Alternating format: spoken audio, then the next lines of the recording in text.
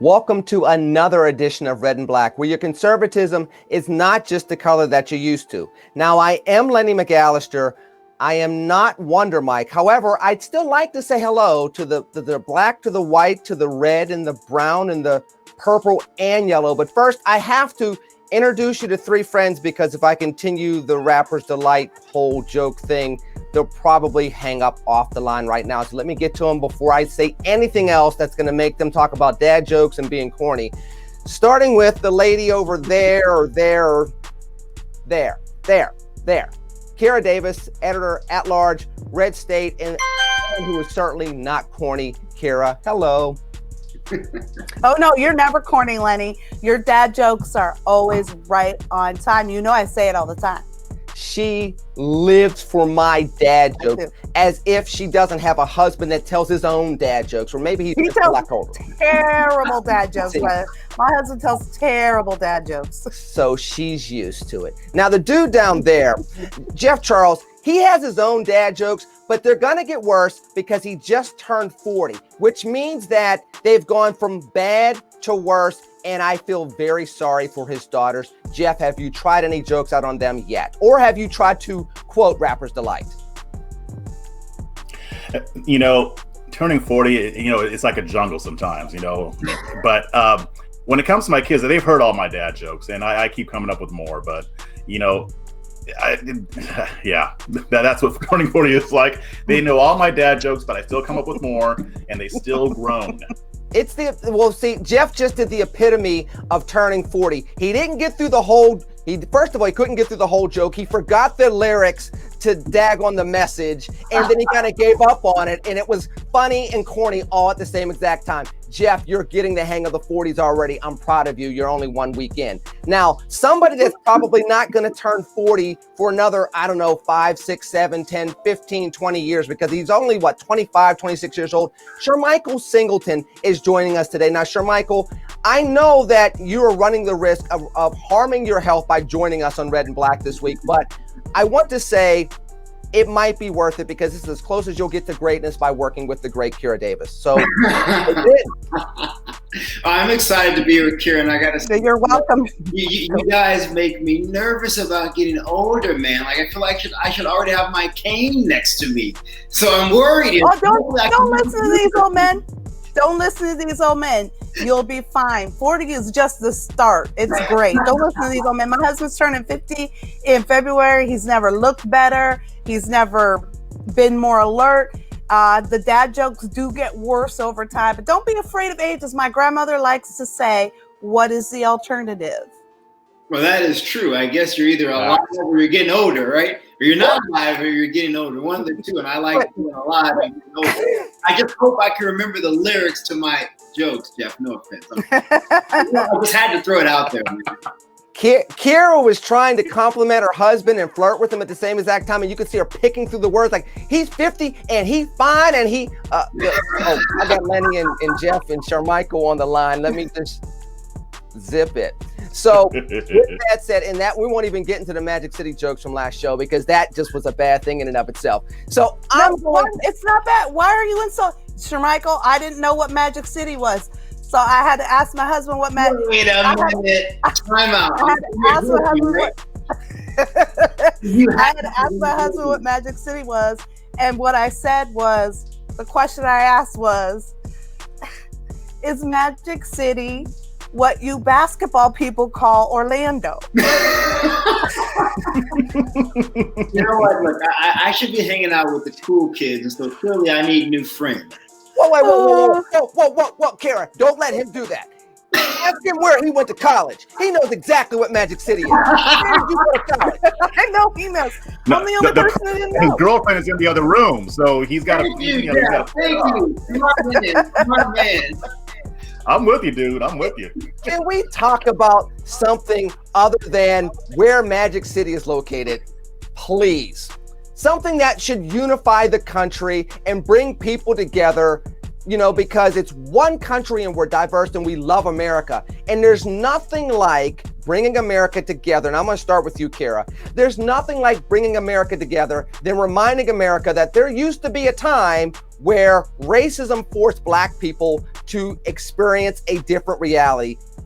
This past week with the NFL, it was the Black National Anthem, which, by the way, the white people that forgot that there was segregation and therefore Black people had to cleave to something that made them feel American are now offended that this actually happened, even more than remembering that there used to be segregation and there's still racial tensions. Have you been paying attention to any of this? And what's been your take, if you have, on the latest controversy that probably shouldn't be a controversy? Oh, yeah, absolutely. In fact, there's an ongoing discussion right now on my page over at Locals. You can find that, Davis, just search Davis Nation over at locals.com. And I recorded a bonus episode of my podcast to ask my viewers and listeners, what do you think about this? And I have a lot of, like most of us conservatives, I have a lot of white people who read and listen to my stuff. So I was really curious. We've actually been having a really productive and interesting and calm discussion over there.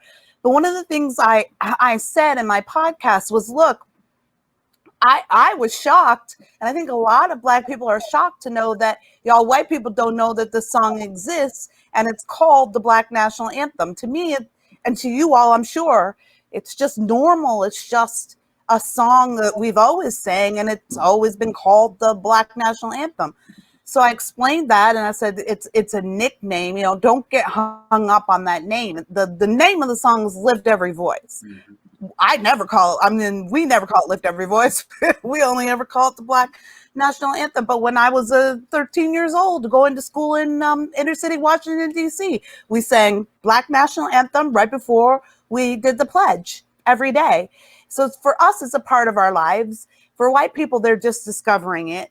And on the one hand, I feel like the kerfuffle is ridiculous. Like, this is a beautiful song. It's a church song, which I love. You know, go ahead and put God in the football game. I like that. And it does express, and it's a very American song, by the way, too. It's a very American song. It's a song about this country and loving this country and how God carries you through the dark times, no matter what, and that our feet are blessed to be here, and all that good stuff.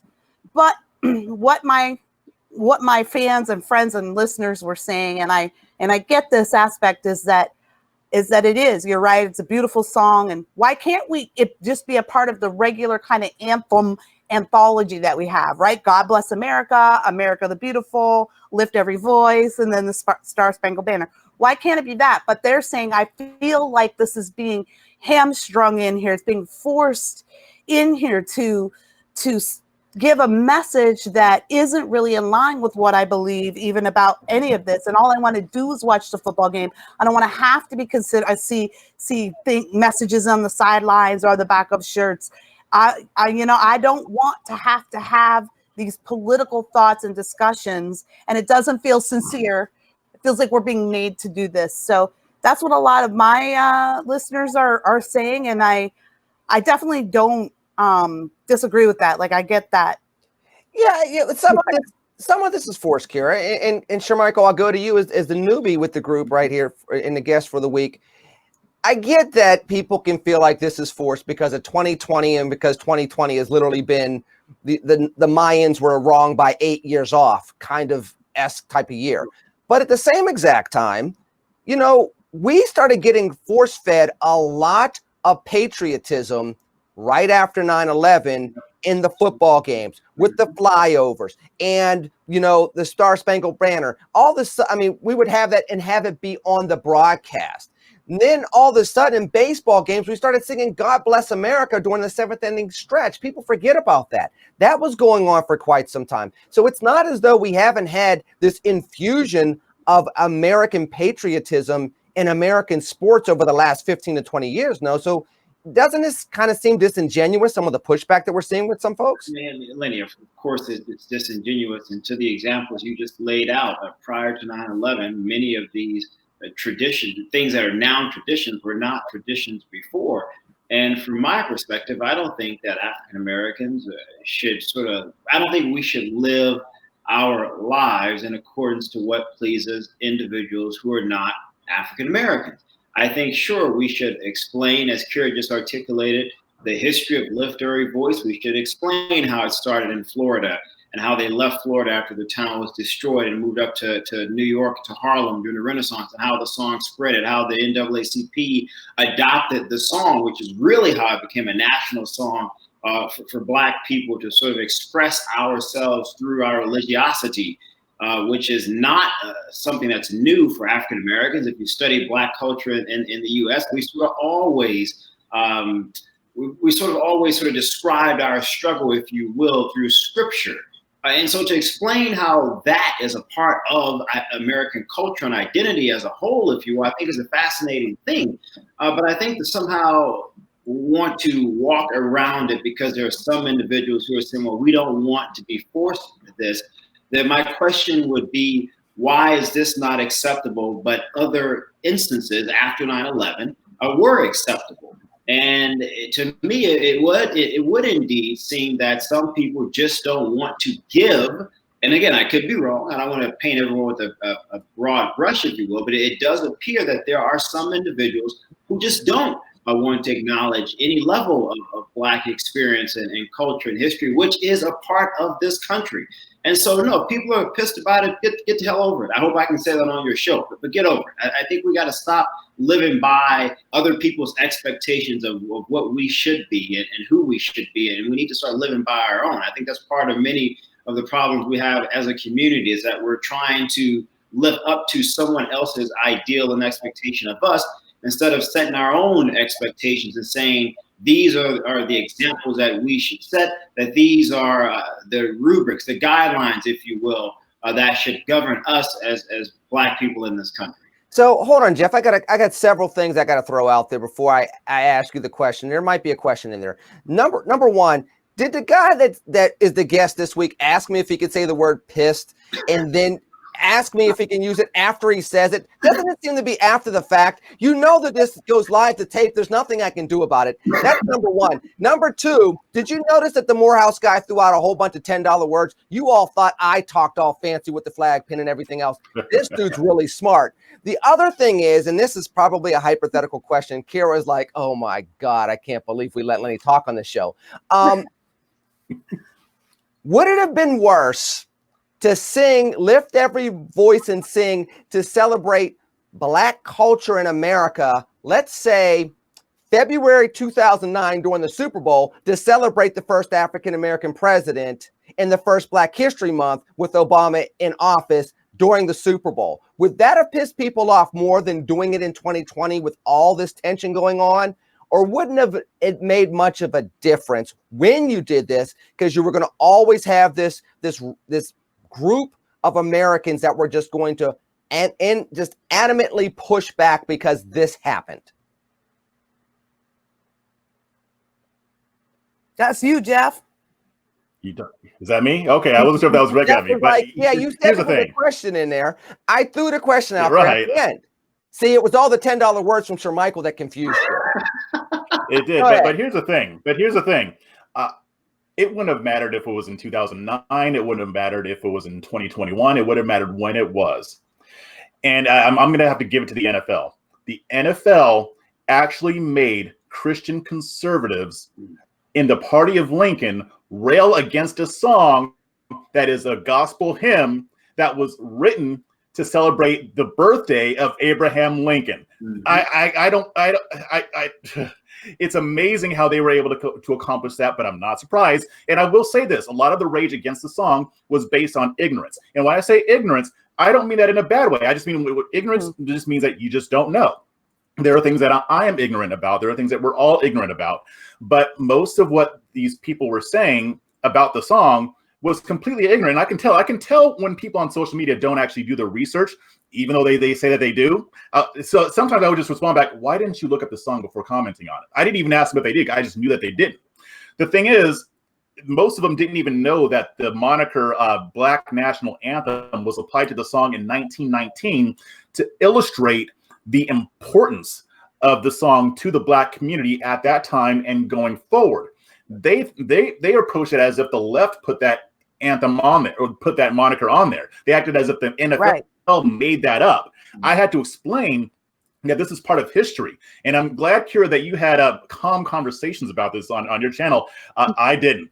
And I will admit that I may or may not have kind of egged some of it on. I admit that I may have been a little bit harsh, but I wasn't harsh with everybody. And honestly, I don't even blame a lot of the rank and file conservatives who were complaining about it as being divisive. I blame the people that they follow. I blame the blue check marks who use their platform to rail against the song without doing any research, because I can guarantee you about 90% of them never even looked up the song. You can tell by what they say. And this was yet another example of how they use outrage to gin up this outrage, this false outrage, to get clicks and whatnot.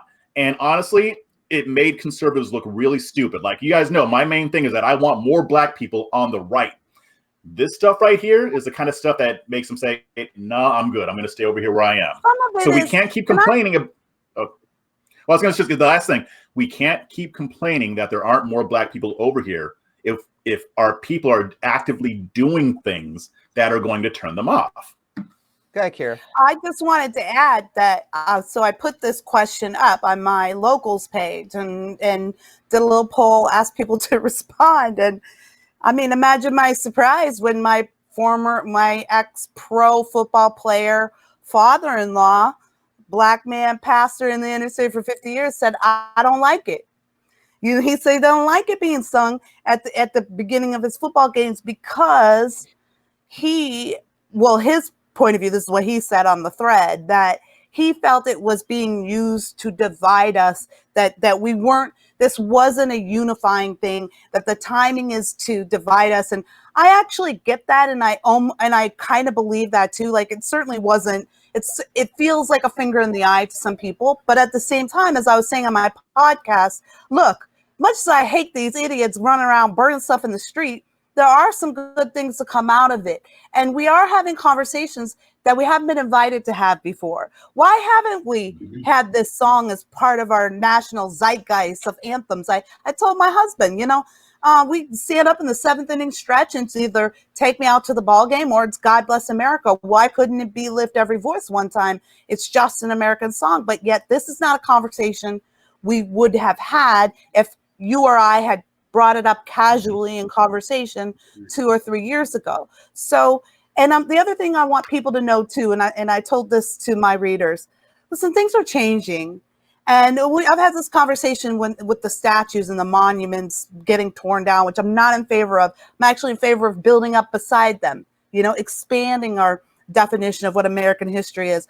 And that's how I feel about this. And I'm telling my readers, listen, things are changing. And I know it feels weird because we're not really in control right now, but do you want to be a part of the change and make a change we can all live with? Or do you want to leave it to the idiots who are setting themselves on fire in the streets because they don't even know how to use the Molotov cocktails that they've made themselves? We don't want to leave these changes to them. So how can we figure out how to be a part of this, how to accept this as a new reality, to not be bitter about it, but to say, well, okay, I didn't agree with the timing. I don't really feel comfortable with the idea that there's these two nations, but maybe I could get used to it. But maybe this is something that's part of the problem. That's part of the problem, though, Kira. And Jeff, I'm going to go to you, and then I'm going to go back to Shermichael. Isn't that part of the problem, is the fact that people have not seen this as being part of the same America? This is another song. That's another anthem. It doesn't replace the national anthem. But yes, when you're talking about part of our rich history, and it's as if, Jeff, and then Shermichael, it's as if people forget that so much of American history was divisive on the issue of race, where of course this was going to come out over the course of our history, and it should still be celebrated. I mean, heck, to your point, Kira, we still sing God Bless America during the 7th inning stretch at Major League Baseball games, where Major League Baseball teams are wearing Negro League uniforms.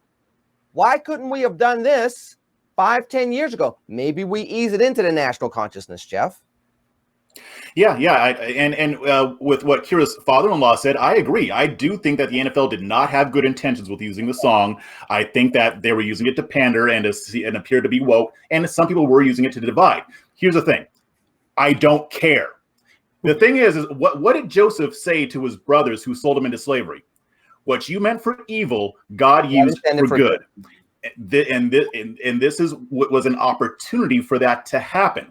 Now, that's one of the reasons why I said this probably wouldn't have been as much of an issue if Black history was taught as American history, because, like I said, most of the outrage was due to a lack of education on the subject. Now, some of it was just people just wanting to go into their camps and be reactionary. Those are the people that, when I educated them, they're like, oh no, they're still trying to replace the national anthem. I'm like, okay, well, I can't do anything with you. But to have a more positive note to it, there were plenty of conservatives, white conservatives, who never heard of the song, and they were against it. But then when I explained it to them, when I explained the origin of it, when I shared my article with them and I did a video on it, when I actually gave them the facts, they were like, oh, I didn't know that. Okay, well, yeah, I guess there really is nothing wrong with the song. They went and listened to it. They read the lyrics. I'm like, this is a great song. I had no idea that this was going on.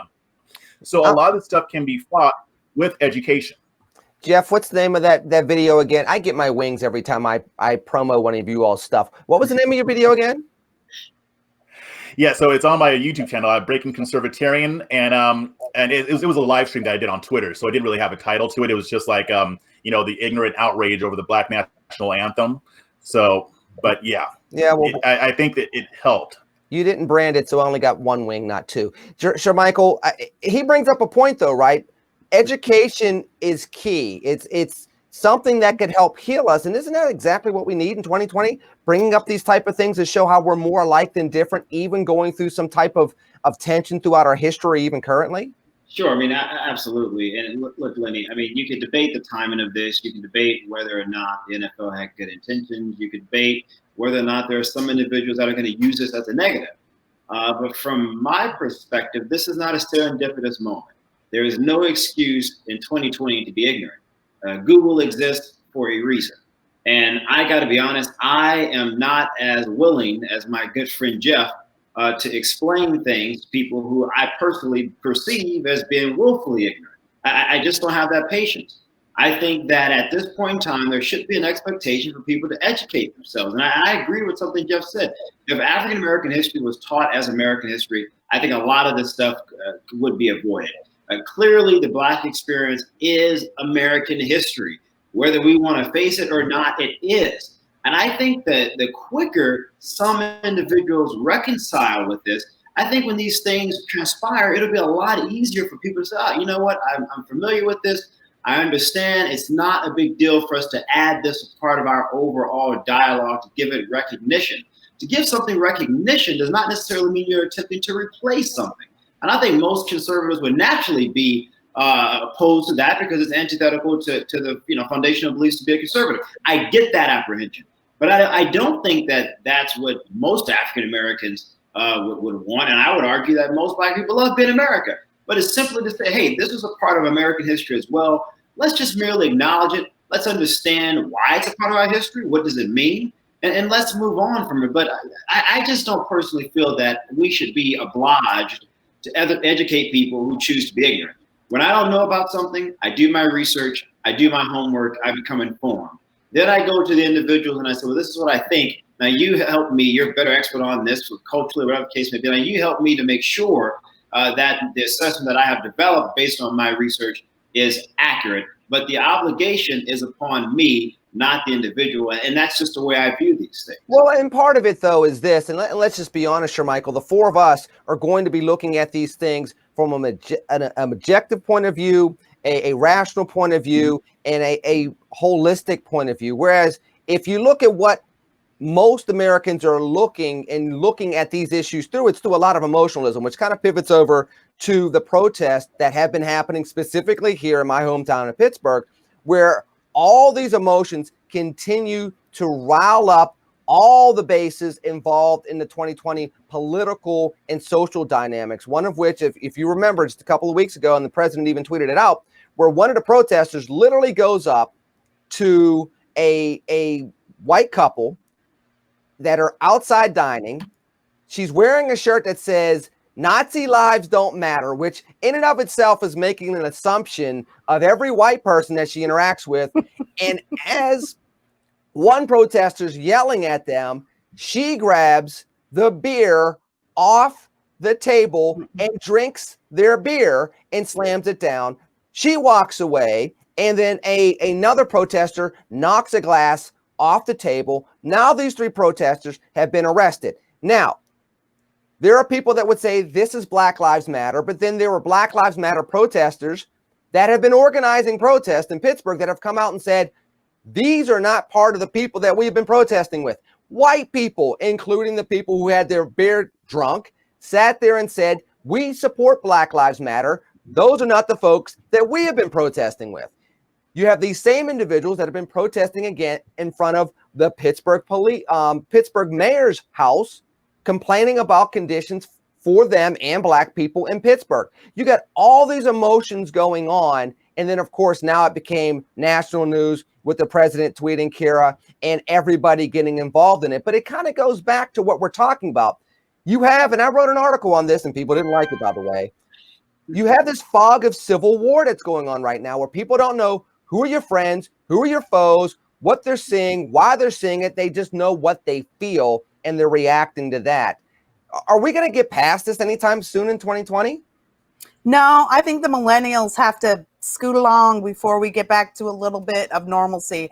I mean, I wrote an article today at Red State. It's called "The Millennials Have Given Us the Age of Not Low Information, but No Information." And I was saying how now, like these guys, we've been making fun of them for a decade, but now they control Google. Now they have the delete. They control the delete button on Facebook, on Twitter. And they are all emotional. Everything's emotion, because that's actually how we've been educating our kids.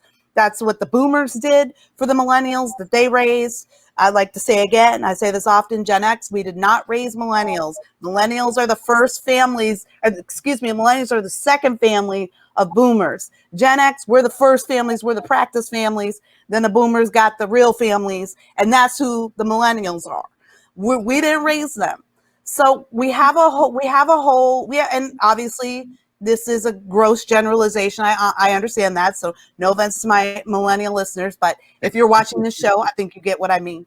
But I will say this. Yes, everything is based on emotion. No, it's not going to change as far as what we see in social media and everything. I do believe some of this will come down no matter what after the election.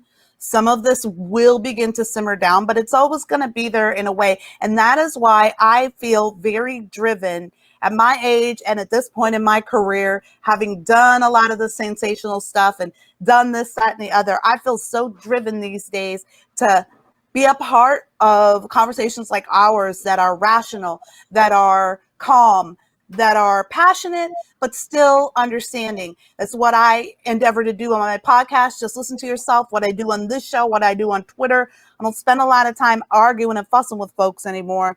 I really think that the voices out there that we need more than ever are the people who are willing to step up and say, I don't see things the way you see them. And you know what? You explained it to me and I get that, but I don't think I agree. But that's okay.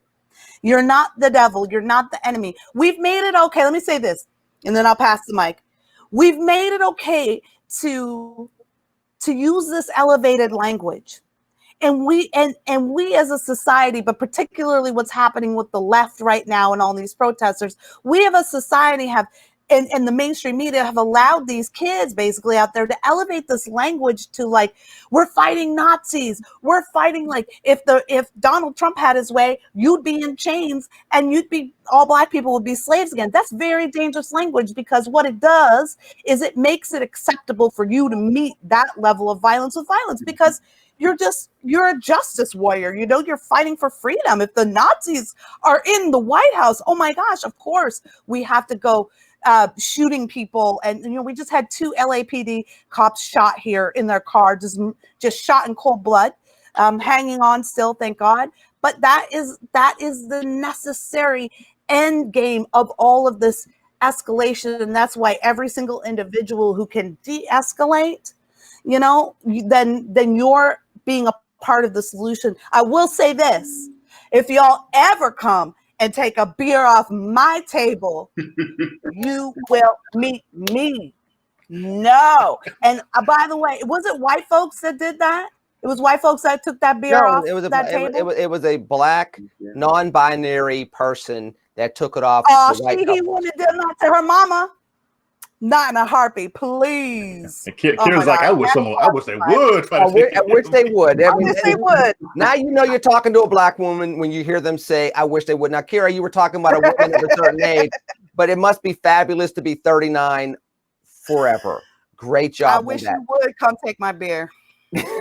Shermichael, isn't part of the problem, though, the fact that the politicians are just as angry as the activists these days? So you get, look, everybody goes to President Trump's Twitter feed. Mm-hmm. I get that. And there's some angry, fiery, questionable rhetoric there.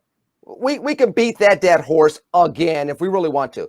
But there's thousands of politicians out there, and every day there's a story about some politician on the right or the left going cuckoo for Cocoa Puffs, talking about kicking the MFer out of the White House, or, the left is trying to make, the United States Soviet within the next, 24 hours, and everything in between. It's not just the activists anymore. It's a little bit of everybody, including the quote unquote adults in the room, right? No, right. No, Lenny, I think you're right. And first, I want to say, you mentioned how the Black Lives Matter activists sort of denounced those individuals who were harassing the older white couple. I applaud them for doing that. And I hope more activists continue to do the same, to draw a degree of separation from their more peaceful protesting, from what I would call these thuggish people who are acting irrationally, who just, to be frank, are being stuck on stupid. Like, you have no right to go and harass someone who's minding their business. They're enjoying their drinks or food at a restaurant, which restaurants need the money right now, by the way. You have no right to do that. And I think at some point people are going to get sick and tired of this crap. And like Kira said, I wish I was somewhere with my girlfriend and someone. I'm going to tell you something. I would not have reacted as calmly as that couple, but I'm going to leave it at that. But to answer your question, look. Y'all must really like beer. No, I'm just kidding. Go ahead. Even if it was a glass of water, Lenny, I don't care. You have no right to come to my table. I agree. I'm minding my business. You have no idea what my beliefs or my opinions may be. See, Shermichael's ready to fight somebody right now. Yeah. But look, Lenny, I think that right now we are looking at extremes on both sides here. And I think that we're at the precipice at something very, very dangerous, where, as Kira just articulated, we have allowed emotionalism and sensationalism to overcome and trump rationality and logic. And that is very dangerous. And that's not to say that you cannot be passionate about creating structured arguments via logic, which is what Kira was talking about here. You can certainly do that and have that same vigor and emotion and excitement and maybe even some angst a little bit in the midst of it, but while adhering to a logically structured argument. I think that's fine. But when you disregard that in its entirety, and you only base your opinions, your views on how you feel, then your feelings change like the blink of an eye, Lenny. So what, tomorrow you feel like, today you feel one way, tomorrow you wake up and say, well, I feel differently. You're going to change your mind all over again. So my question becomes, and this is for folks on the left and the right, then by which things do you govern yourself? And by that, I mean, what are your beliefs? If your beliefs are not founded on logic and they're founded on emotion, then that tells me you don't really have any concrete beliefs at all. And so, no, I think we do need to get to a place where we all calm down, particularly our leaders. We need adults in the room to help guide people. And right now, I think tribalism is at an all-time high. People are into their own camps. They only want to hear things that reaffirm what they believe. And I think we now need leaders like Kira, like Jeff, like yourself, hopefully like myself, to say, wait a minute here. Let's step back. Let's breathe. Let's reassess the situation and figure out together how we can agree to disagree, but also simultaneously how we can figure out a way to solve these issues so that we all move forward. A rising tide should lift all boats. But isn't it hard to do that, Jeff, when people are more focused on winning than they are about their beliefs? And furthermore, I would even dare say, and this is to Kira's point, where everything's about emotionalism, I bet you that most of the activists you talk to these days cannot articulate what their beliefs are, left, right, center. Their belief is, I'm pissed off because I didn't get what I thought I should have gotten. See, Shermichael, you can use the word pissed on this show. I'm pissed off that I didn't get what I thought I was going to get. And as a result, I have a right to push back in whatever way I want to. And therefore, you continue to have these tensions. And maybe the social media drives that, 24/7 news cycle drives that, people's craving for rating drives that, people's craving for clicks drive that. I mean, one of the things that I think that all three of you do very well as online authors and authors of books and everything else is you write for the content, you don't write for the audience. Well, you don't see that anymore. Nowadays, because everybody gets paid by clicks, more often than not, they're trying to write for the clicks in order to make sure they have that bottom line coming into their household. Jeff, how do you reverse what we're seeing if you got all these dynamics in play in 2020 and technology and accessibility is only going to continue to push it down that path? Yeah, it's tough. And the thing is that I think most of America is craving the kind of conversations that we're talking about. I don't think that people mind spicy language, but there's a difference between spicy language and calling somebody a Nazi because they disagree with you, or calling somebody a commie or libtard because they disagree with you. I think that the problem is that the fringes are the ones who get magnified the most. A lot of people say the fringes are the loudest. They're not the loudest. They're just the ones that are given the microphone. They have the microphones, whereas people more in the middle, which is where, to me, based on a study that I read about the exhaustive majority, make up about 80% of our population. These are the people that are more not on the fringe, but they're okay with having those conversations with people they disagree without turning it into hatred. And this is what happens when we view our politics as a sports ball game, and you just root for your team no matter what.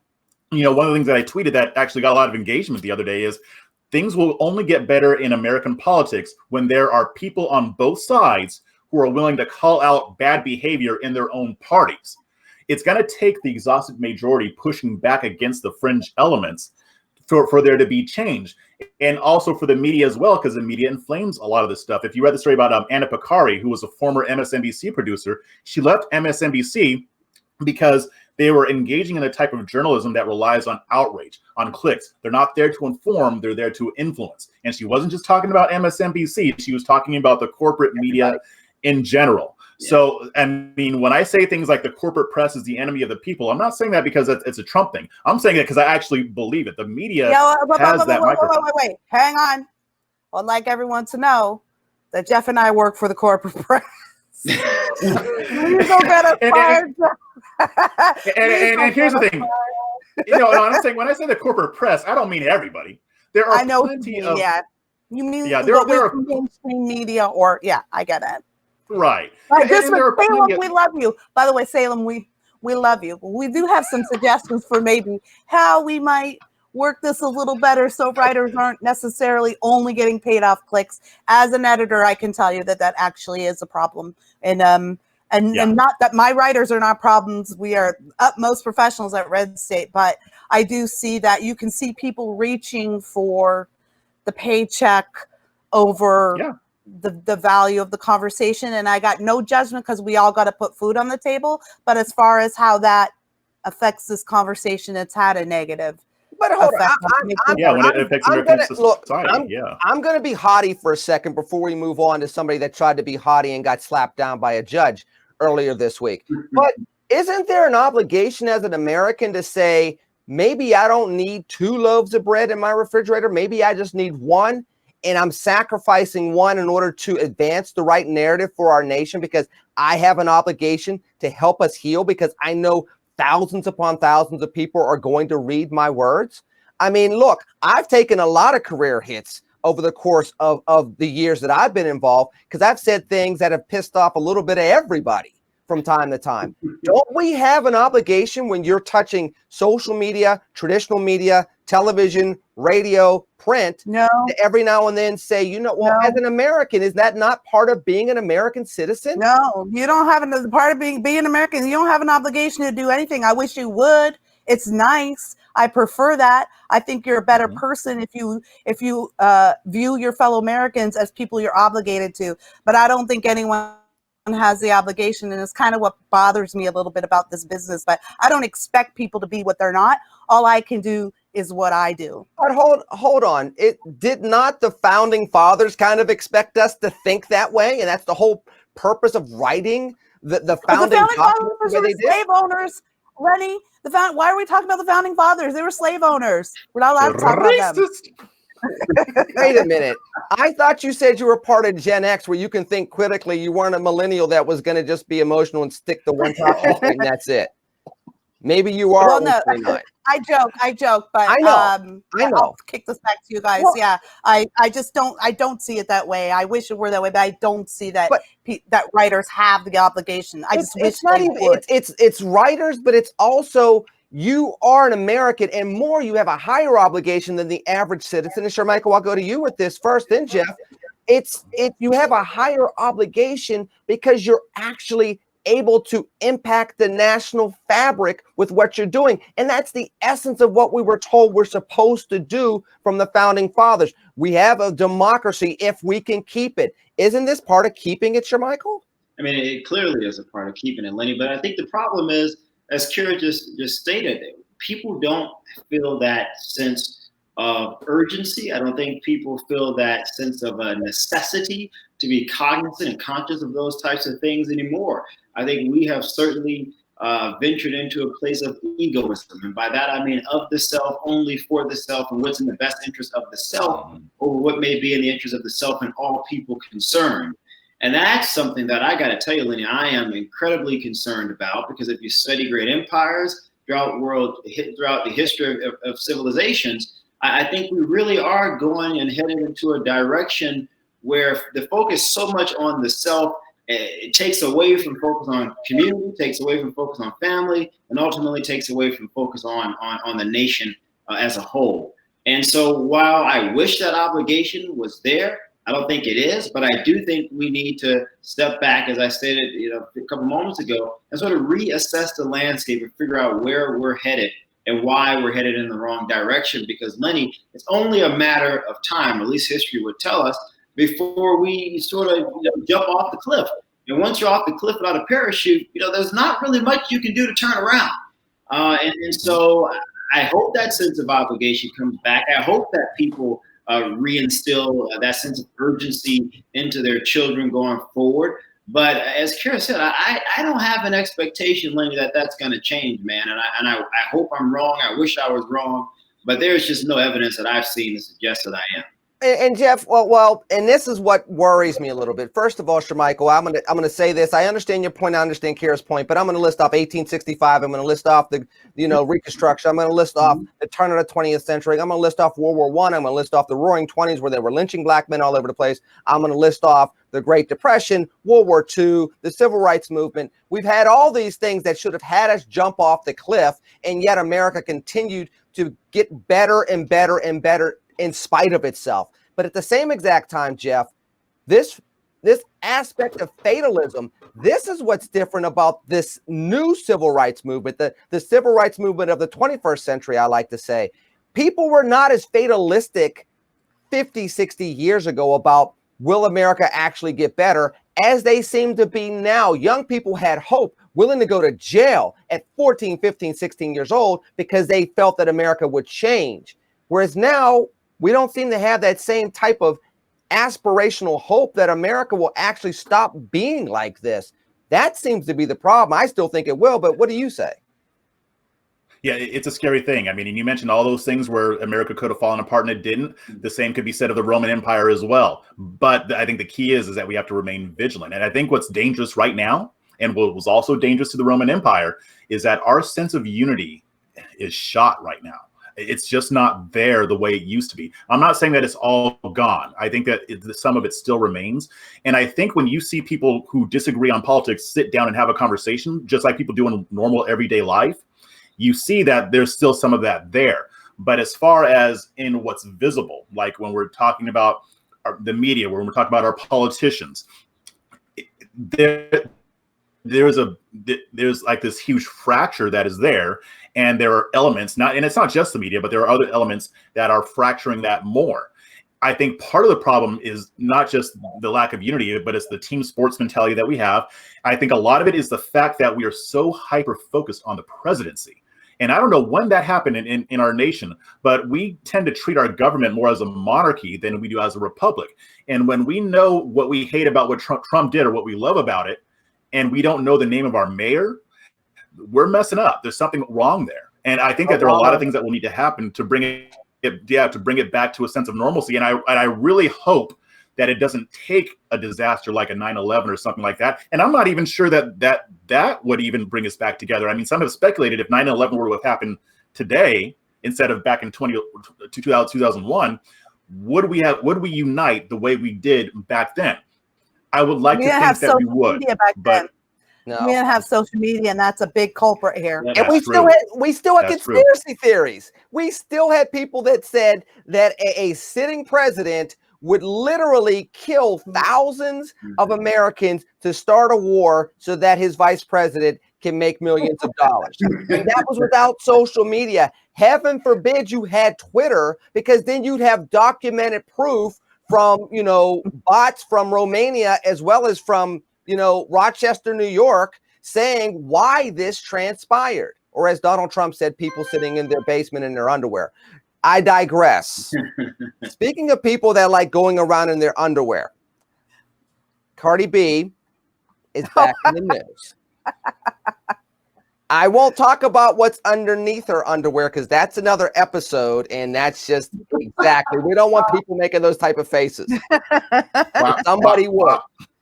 However, when you see Cardi B and Candace Owens going back and forth on everything on Twitter, and now one got a baby bump, and that's a brand new conversation, and the other one's going to divorce court, where the mistress said, I quote, the mistress said, Kira, I didn't realize that her marriage was as serious as it was.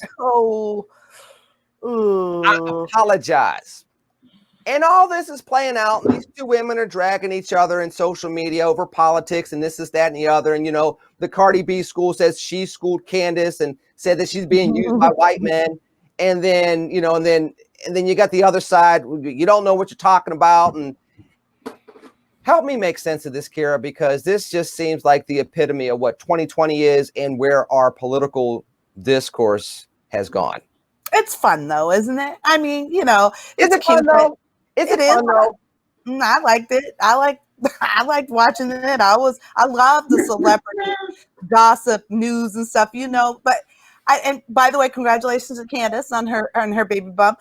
I think what really hit me most about that exchange though was that it was so insulting, but these two women, they actually had decent ideas. Cardi B, by the way, is wickedly intelligent. She's just not educated. So I wish people would stop making fun of her. She didn't go to a fancy school, but I know tons of people from the hood that are the smartest people I know. It's just that they didn't go and learn out of a book. Cardi B gets a lot of this stuff. She's not an idiot, you guys. And Candace was kind of talking to her like she was. But then Cardi B was talking to Candace you don't know what you're talking about. And I'm watching these two Black women go at each other. And I'm thinking, A, this is really awesome that these two Black women are actually having a conversation about politics and the whole world is watching.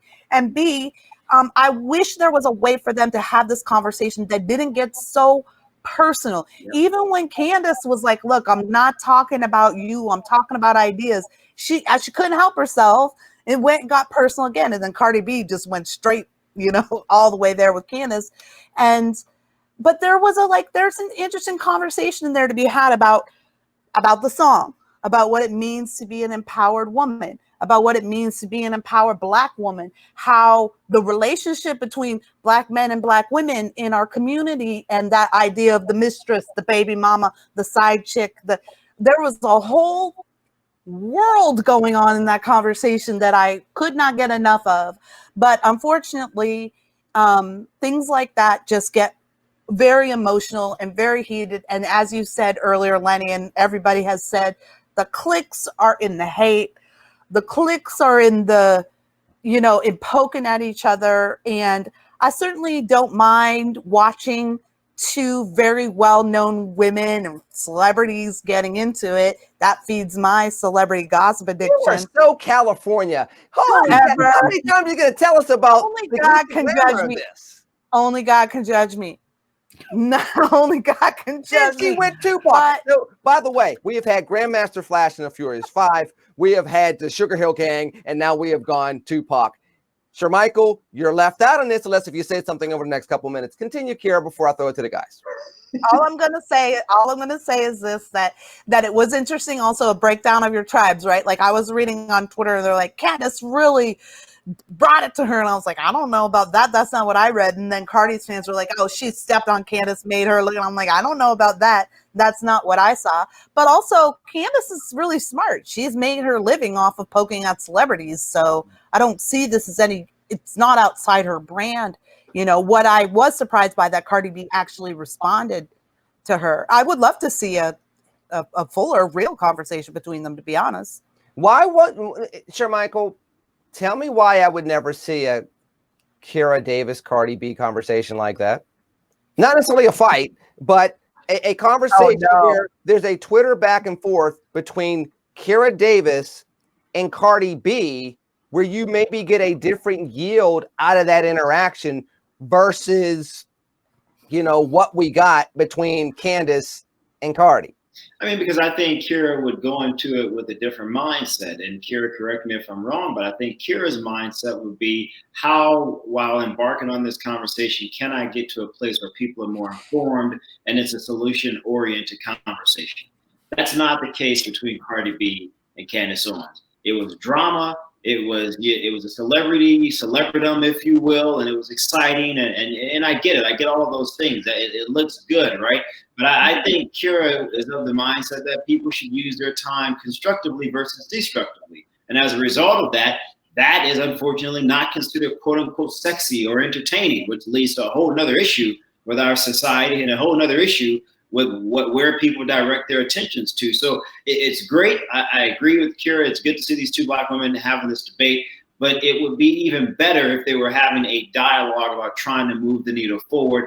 I think that's missed in this conversation. So I think that's why something like that is more exciting, if you will, versus someone like Kira having a conversation that I know without a doubt would be to seek to yield some type of fruitful results. And again, that's not sexy. So instead, saying someone's been used by the white man or saying someone's husband is cheating on them all over the place, that's what people want to see. And man, look, Lenny, you and I have talked about this for so many times. I've known you for a long time about just this overall degradation in our society about what we value and where our values are versus where they should be.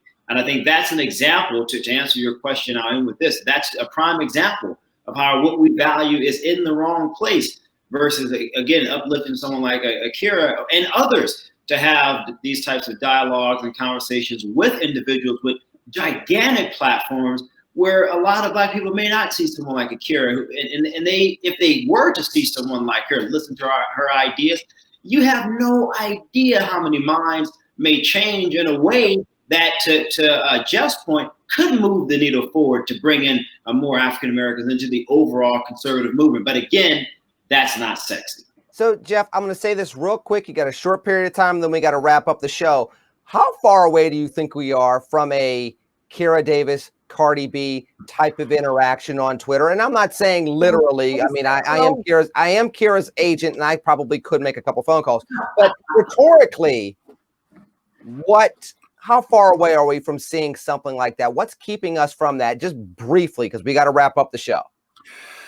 I mean, I agree with Shermichael that it wouldn't be like the sexiest thing to see an actual rational conversation. But on the other hand, I would say, like I said before, I think people are craving that. Now with Candace, looks like we lost Jeff. Jeff had a very good point. Jeff, you still there? Instead of having an abortion in her prime. So we did lose Jeff. Shermichael, first of all, I'm going to say thank you for joining us on the show tonight. Looks like we lost both of them, which is very unusual. I'm going to take it as it's something about you and not me. But before I let you go, I'm going to ask you, tell us a little bit about your podcast. Tell us a little bit about the stuff that you are doing, because we got Kira back, and I promise you, Kira's going to pitch her show. if there's one thing that Kara's going to do before we leave is she's going to pitch her show. And just the same, I promise you, before he leaves, Jeff is going to pitch his show. So before they start pitching, 30 seconds. Tell us about your podcast. Go. Well, real quick, thank you guys for even having me on. The podcast is Speak-Easy via Ricochet that I co-host with my good friend Antonia Okafor, and we have these types of conversations. So if you like this, you'll like our podcast. And so I ask you guys to subscribe and share it. Now, what I understand is you had this really good-looking and brilliant dude on recently, and his podcast is coming out soon. Can you please talk a little bit about this absolutely gorgeous and super genius dude of the likes of Wile E. Coyote? We did have someone named Lenny McAllister, I believe, about 2 days ago on the podcast, and we talked about policies. We talked about moving the conservative needle forward. It was a great, robust conversation, and I think pretty soon we will also have Jeff and Kara on as well. We're still trying to figure out where we want our conversations to go, but guys, look forward to us reaching out at some point. Kara, real quick, tell us about all the wonderful, fantastic things that you're doing and breaking records all around the world with just listening to your stuff. Well, I want to take the opportunity to thank Shermichael for listening to his girlfriend and coming to do the show. Please let this be a lesson, young man.